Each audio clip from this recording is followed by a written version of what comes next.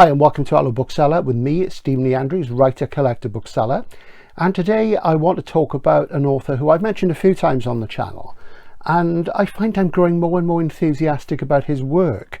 And he's somebody who I first read a long time ago and initially dismissed. And I've gradually been reading his work more over the last sort of 15-20 years, and he's growing and growing on me. And I say gradually because it's kind of crept up on me that I've actually become quite a bit of a fan.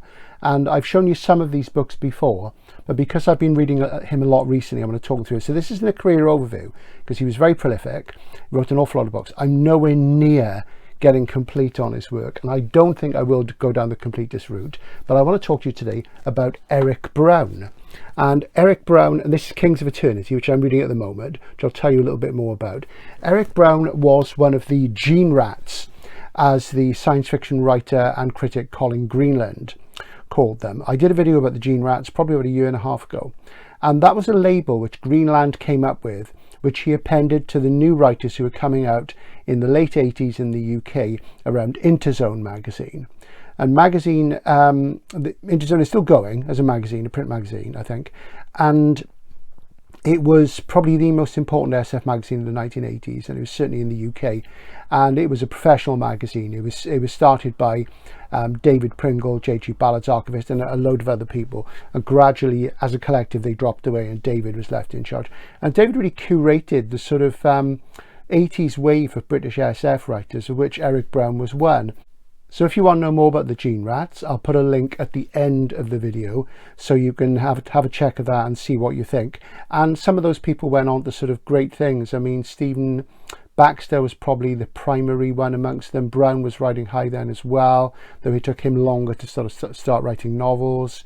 And you know, they sort of revitalized things because the new wave guys had been in charge for quite a long time, and people like Ballard, Priest, M. John, they were moving off into other areas and leaving SF behind. So you had these new bloods coming along. And the first story I read by Eric was a story called Crash Bang Joe and the Pineal Zen Equation, I think is the title. And I think that was published in Interzone in '86. And at the time I remember thinking, oh, this sounds like a fake cyberpunk title. And you know me, I'm very big on this idea that a lot of these sort of subgenres which pop up, these little revolutionary movements, which we don't have in SF anymore, they don't last very long and they're not comprised of much, but the labels get sort of stuck onto everything else. And I wasn't that impressed by it. I was just at that point in '86, coming to the end of really the point where I was reading, basically, I'd read the complete works of people like Philip K. Dick, J.G. Ballard, Christopher Priest, M. John Harrison, Michael Moorcock, and I'd really read Ray Bradbury. There were a lot of people I'd read sort of everything extant by that point, so I'd sort of really sharpened my critical faculties by that stage, and I was a lot less forgiving of sort of new writers. And Eric didn't particularly impress me at that point. He wrote a story called The Time-Lapse Man, which became the title of his first collection, but it took me some time to come round to him, and I think it would have been round about, let me see, when would it have been? It was this book, which is the first book I read by him, and that was a good while ago. Let's just have a look, just look at the date. Yeah, this was 2002, and this is A Writer's Life. And this was initially published as a novella by PS, the British limited edition publisher. And this is what you call a Gollancz binary. You flip it over and it's got The Human Front by Ken MacLeod on the other side. So it's like an ace double, a DOS chat book. The Human Front is a fantastic story as well. That was my first Ken MacLeod. That was my first Eric Brown.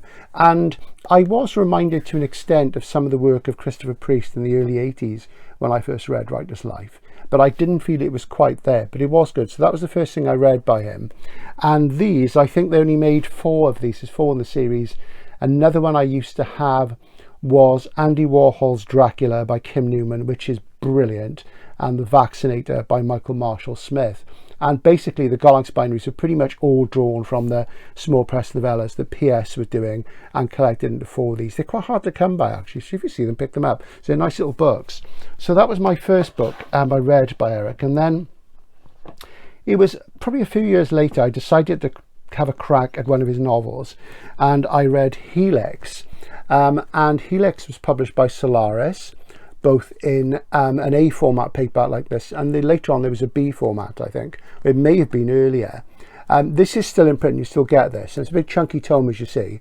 And this is about like a generation starship which is heading to a new planet with a cargo of humans, and unfortunately something goes wrong and the ship is forced to land on what's known as the Helix, which is a vast spiral construct of worlds, and they wound around a G-type sun.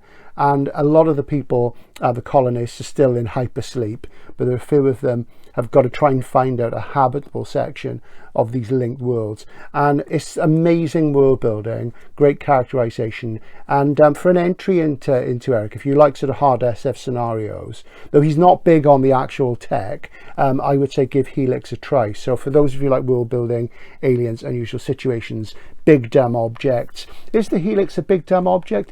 It is in a way, but it's a lot more interesting to my way of thinking than anything like that I've read. It's more interesting than Orbitsville, which, even though I'm a Sean net, is a rather dull book.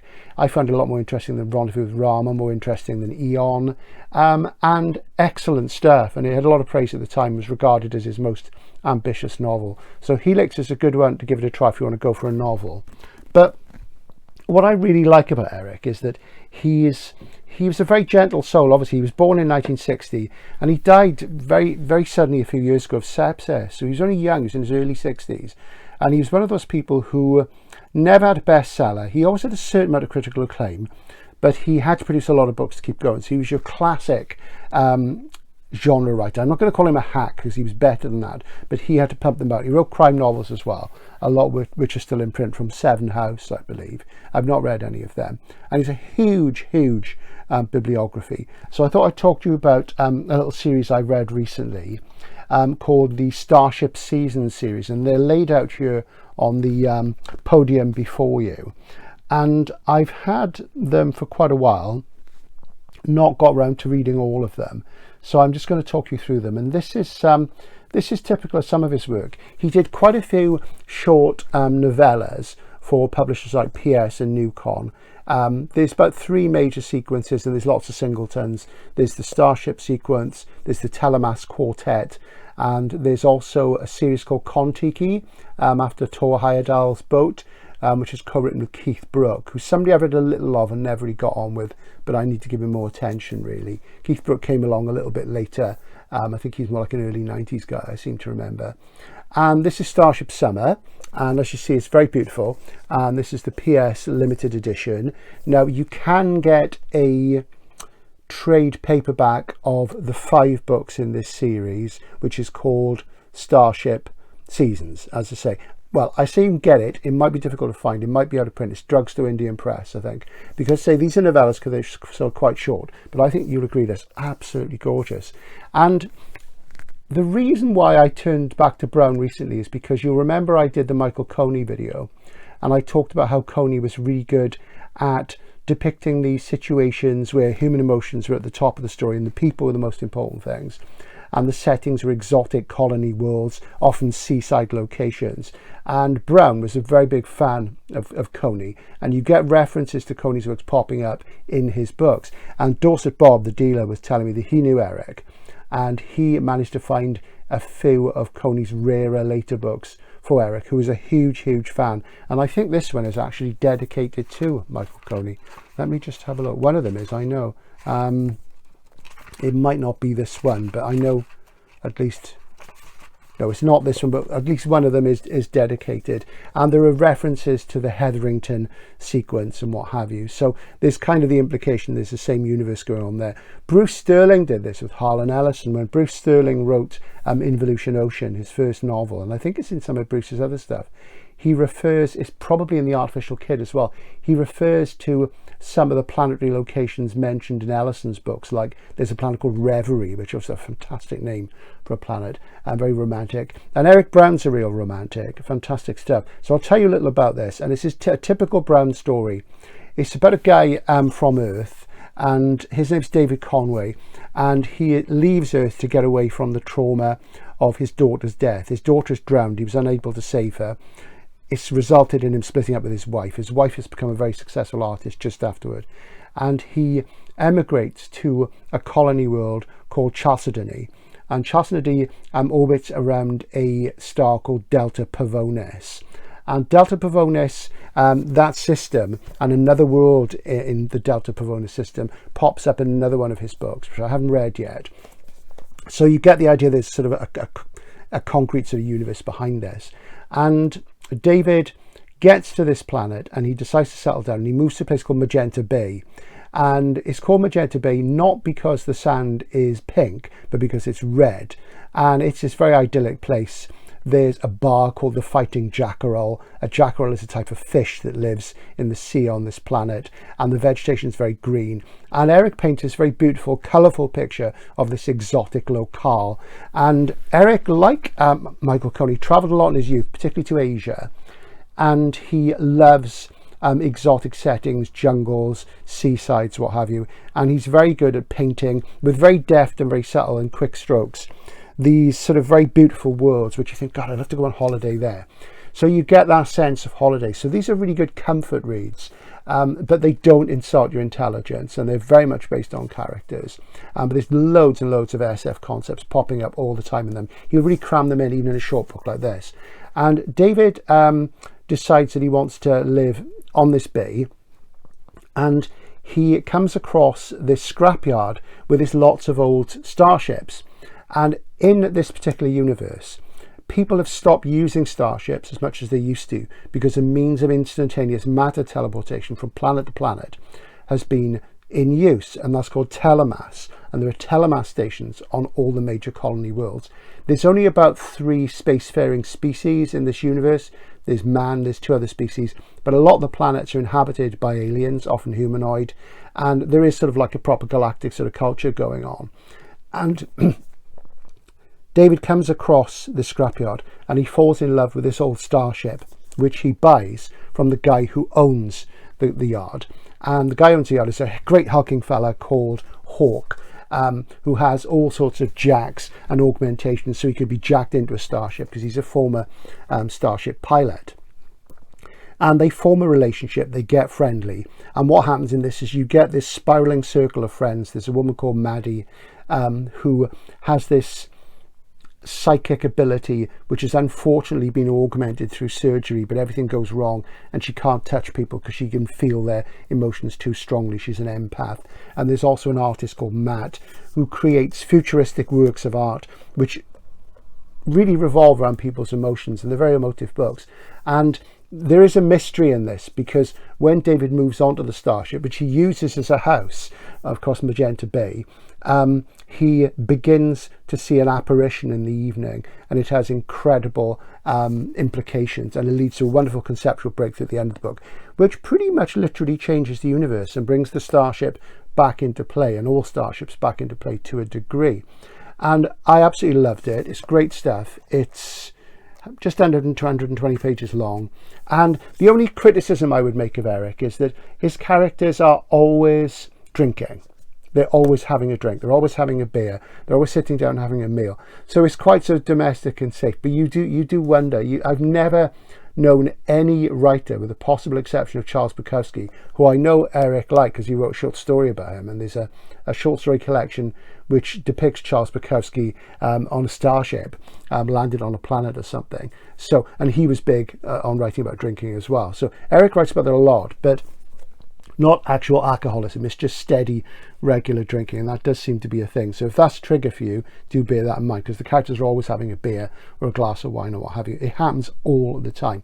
So you get wonderful stuff in that. And there's a sort of culture changing thing that happens at the end, which unfortunately only brings David the sort of attention he's been trying to get away from. So it's like a perpetual holiday thing, really. Strangely enough, the second volume in the sequence, Starship Fall, and of course you guys in North America, you call autumn fall, we call it autumn. Of course you call it fall because the leaves fall. They fall over here as well, so I don't know how that comes about. It's quite interesting, isn't it? And this is Starship Fall, and this is published by Newcon Press, which is odd because all the others are PS, and I'm not sure what happened there. I think there was some good practical technical reason the PS couldn't do it, and this, I say, is the sequel. And in this one he meets a holographic movie star who's very glamorous, and very exciting. And she really reminded me of a similar character in Coney's The Jaws That Bite, The Claws That Catch, aka the girl with a symphony in her fingers. So there's a kind of link there, and there's these little homages, but he is his own man. He's not as spiky as Coney. Coney has his spiky moments.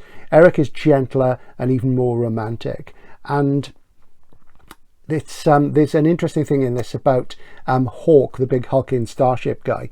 He has a partner who is a small alien girl who is native to the planet. And even when she's much, much older, she looks like a teenager. And her people, all of them go through this ritual when they get to about the age of 30, where they smoke the bones of a local bit of wildlife. It's like a mini stegosaurus, it is really. And some of them die, but some of them are revealed visions of the future. And there is a mystical undercurrent running through these, but it does sort of manifest itself in a scientific way eventually. And I really enjoyed that. It was great. And this is the thing, they're short books, you sort of burn through them. But when you're in the mood for some mind candy, and when you're in the mood for something that I'll come out and say it's not too challenging. Sometimes you don't always want that. We all have moments where we want something which is relaxing and breezy if we're busy, and I've been really busy recently trying to get ready for Paris and trying to get over my viral infection. So these have been an absolute joy for me to sort of breeze through, and I tend to turn to Eric when that sort of thing comes up. Something I should mention is that he describes the planet really, really well, and you'll see there's this ring there, and it's called, let's see, it's like a silver ring, and it's basically, once upon a time it was a cluster of moons and they collided and split up. So all the time, even in the daytime and especially in the evening, you get this wonderful silver ring, and the character's always looking up and it reflects on the water, and he sort of paints this picture of this utterly beautiful alien world, and it's a wonderful, wonderful backdrop. Another big theme with Brown is artists. So you get people running away from things, people who've had domestic traumas with their partners and their children. You get a lot about artists. You get a lot about the people who want to exploit artists, and that comes up a couple of times in this, with different sort of needs, and that's one of his themes. And of course, Eric being a writer, he sort of harps on that theme quite a lot, and it's quite interesting. So he's a man who does have these things, and he comes from different angles each time. And this one, as I say, is winter, and let's see, yeah, there's a very, very unpleasant situation in this, and it's a bit of a murder mystery as well, and it wraps up very quickly. If I were to be critical, I would say sometimes, because the novellas are so short, things can happen very, very quickly, but you can see how some of his themes, which are about loss, redemption, transformation, are not dissimilar to Robert Silverberg's, but they're expressed far more gently and without the sense of real, intense spiritual change. In Eric Brown's universe, you get the feeling that people are always trying to improve themselves, to feel better, to make themselves better, but they are human, and it's something that even with the onset of aliens around them with spiritual insights, with advanced technology and beautiful settings, that human beings are flawed and will remain that way. And he's very, very humane now. He's one of the great humanist SF writers. And let's see what happens with this one. And they move throughout a long period of time. And again, there's an evil character in this one who they come up against. Something that PS did with 3 of Brown's sequences was they published at the end of each tetralogy, they did like a little wrap up, and this is the wrap up for the Starship series. This is Starship Coda, and Coda of course means the end of a piece of music, and some of these are signed and numbered. They're signed and numbered editions, and they're also plain ones, and it's got laminated boards underneath, as you see. And this is like a mere 30 pages, and everything's gone swimmingly for David Conway, and there he is having a drink, as I say, and all of a sudden his ex-wife turns up. She sends him this message cube: oh, I'm going to be landing on the planet in about 2 days, I'm telemassing over. And and he thinks, oh, here we go, and he wants to run away from it. And it's a short story, and they did a few of these, so they're kind of like little punctuating vignettes at the end. But I really enjoyed these. They were great fun, very romantic, very beautiful. And as I say, at the moment I am reading Kings of Eternity, which I'm a little way into, and so far this reminds me of The Prestige. Not in terms of the writing, there is a little bit of a Priest influence. There's also a bit of a Ballard influence as well. Brown did say that himself. He's nowhere near as ambitious in a literary sense, in terms of turning things on their head, since as Ballard and Priest, but he's very good. And this has two parallel time streams. One of them is in 1999, and there's a novelist who lives on a Greek island. He's moderately successful, quite culty. He's about 40. And it made me think of Graham Greene. Graham Greene used to have a house on Capri, which I visited.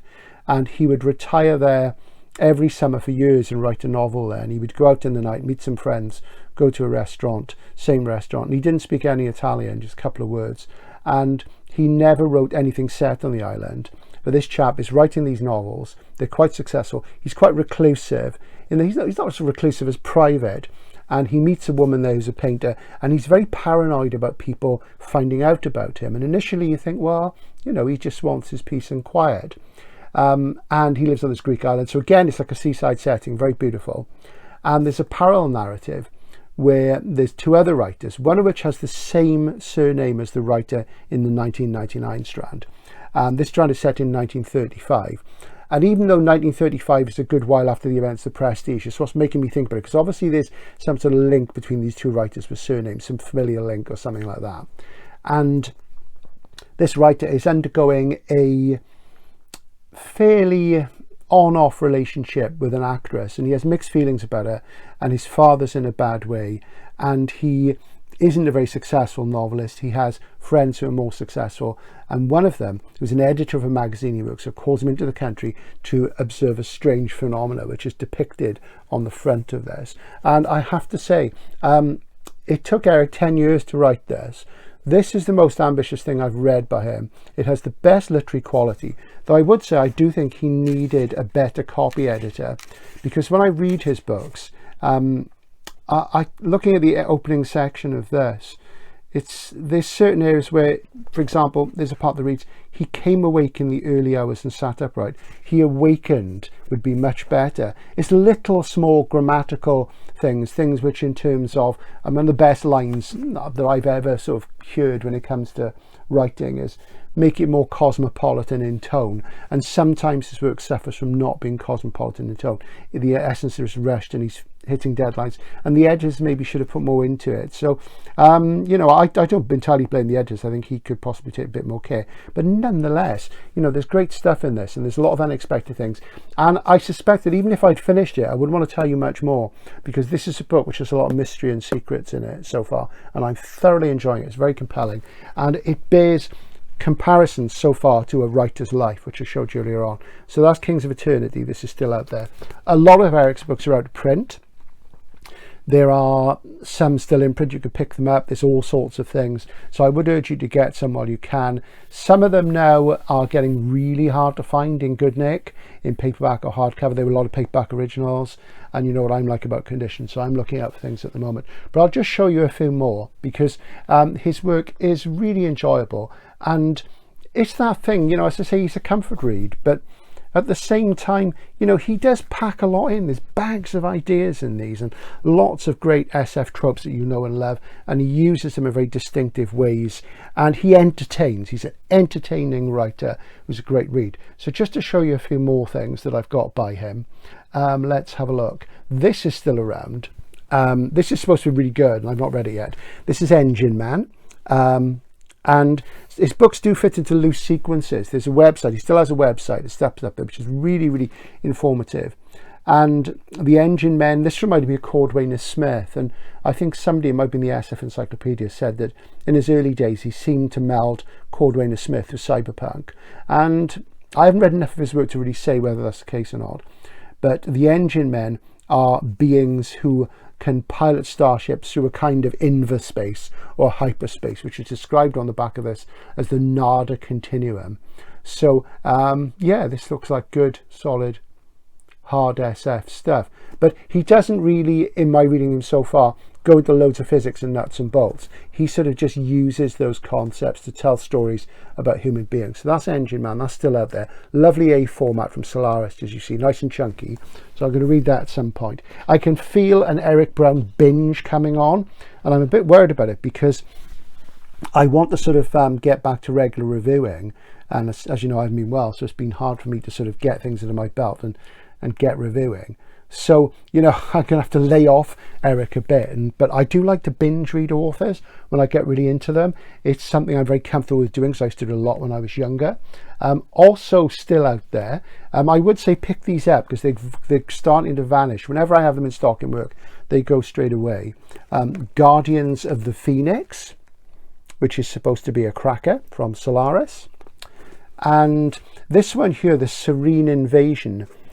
This is about aliens coming to Earth in our near future, and the aliens are from the Delta Pavonis system, which is quite interesting. So I'm going to be interested to see whether there is a direct tie-in to the starship, because where Delta Pavonis is the star, which is a very big red star. So yeah, so they're out there from Solaris. Solaris are one of my favorite SF publishers, but I was looking at their website last night and what they're doing, and it made me feel really sad, because everybody is just turning to romantasy. You know, you can't rely even on Solaris or Angry Robot or, you know, anybody anymore to pump the SF out. It's really, really grim. The genre is on its knees, it has to be said. You know, something better change, as the Strangler said, but I just get the feeling it's not going to. But before we get too gloomy, I'll show you a few more. This is something I picked up from Dorset Bob, and this is about circa 2000, and this is New York Nights, and really great. Jack, I think you'll agree, there's a New York trilogy, the Virex trilogy, and let's see, 2040 New York, crowded with the lost, refugees from the radioactive eastern seaboard, the splintered remains of a society in freefall. He has done some dystopian things. I've not read any of those, and I look at them and think, God, they seem quite bleak. So I'm going to be interested to see what he does with those situations. Yeah, and again, you look down the blurb and the focus on the characters, and he's good at doing an ensemble cast. There will be a focus character, but he'll cluster people around them, and they never feel superfluous, and the interactions are very warm, or they're very cold with the villains, or very ambiguous with the villains. And yeah, he's good. This guy could have had a career as any sort of writer, really. And I'd say he wrote crime novels and children's books as well. And his first published work was a play. He wrote a play when he was about 22, and that was performed and everything. So you can still get some of his short story collections. I think the critical consensus on Brown from the top end critics is that he was better at writing short stories, and they were his best works. And I will say, apart from those early ones I read a very, very long time ago, I've not read any shorts by him for years, but a while ago I got these two books, The Disciples of Apollo and The Ice Garden and Other Stories, both published by PS. Very beautiful. And if you go on the internet, if you put in PS2, PS Publishing, you go straight to their sales site, and they have amazing sales. You can pick up hardback books for like £3 or £4. The postage is more expensive, but it's worth keeping an eye on, because you can get these beautiful things. And I think I got both of these, certainly this one or this one of the two of these, I think it was this one, in this sale. There's also a slipcase version with this signed, but that'll cost you about 70 or 80 quid these days, but really, really nice. So I'm looking forward to getting into these and trying his shorts, because it's been a long time. And, you know, I am going to buy a lot more of Eric's work. Some books of his I showed on the channel a while ago, which are similar to the Starship series, is the Telemas Quartet. Let me just fish these out, and I'm going to pop these in here out of the way. And the Telemas Quartet, as I said in the Starship series, there's this matter transformation thing called Telemas, and there are stations on every sort of planet, but you can't essentially go vast distances. You have to relay from one planet to another, and that's a Telemas station on the cover there of Famidahana on Fomalhaut 4. What a title. So these are presumably set before the Starship series, and I read these a few years back, and there's 4 of them, and a coda as well, Telemas coda, and there's a trade paperback of these, or there certainly was, called is it the Telemas Quartet? I think it's just called, it's got Telemas in the title, Telemass,